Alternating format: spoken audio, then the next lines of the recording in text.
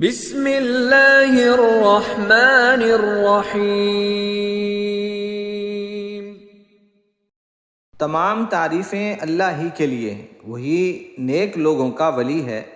میں گواہی دیتا ہوں کہ اللہ کے سوا کوئی معبود برحق نہیں، وہ یکتا ہے، اس کا کوئی شریک نہیں۔ اور میں یہ بھی گواہی دیتا ہوں کہ ہمارے پیارے نبی حضرت محمد صلی اللہ علیہ وسلم اللہ کے بندے اور اس کے رسول ہیں۔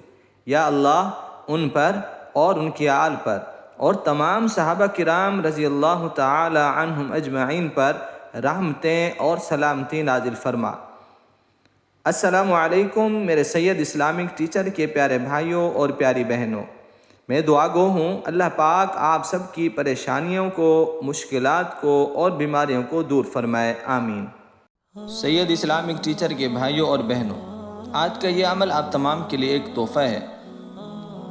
فرمایا کہ جو شخص 9 ذی الحجہ کو 4 رکعت نفل پڑھے کسی بھی وقت سوائے مکروہ وقت کے، اور اس کا طریقہ یہ ہے کہ پہلی رکعت میں سورۃ فاتحہ کے بعد 3 بار سورۃ الکافرون قل یا ایھا الکافرون پڑھے، اور دوسری رکعت میں سورۃ فاتحہ کے بعد سورۃ اخلاص 21 مرتبہ پڑھے۔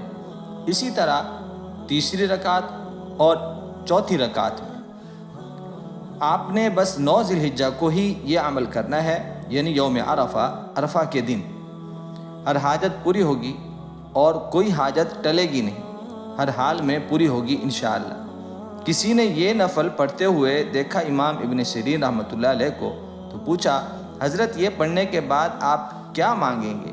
فرمایا اس کے بعد میں مانگوں گا یا اللہ مسلمانوں کے لیے میرے دل کو صاف کر دے۔ کہنے لگے کہ آپ نے آدھی دعا کی، آپ بولیں اے اللہ پوری امت کے لیے، چاہے مسلم ہوں یا غیر مسلم، سب کے لیے میرے دل کو صاف کر دے۔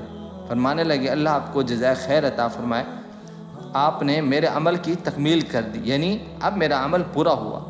اللہ ہمیں یہ عمل کرنے کی توفیق عطا فرمائے اور ہم سب کو حج بیت اللہ کی زیارت نصیب فرمائے۔ جو ہمارے بھائی اور بہنیں حج بیت اللہ کی زیارت کے لیے سعادت حاصل کرنے کے لیے اللہ کی توفیق سے گئے ہوئے ہیں، ان تمام کا اللہ پاک حج قبول فرمائے اور ان کی دعاؤں میں ہمارا بھی حصہ فرمائے، آمین۔ السلام علیکم ورحمۃ اللہ وبرکاتہ۔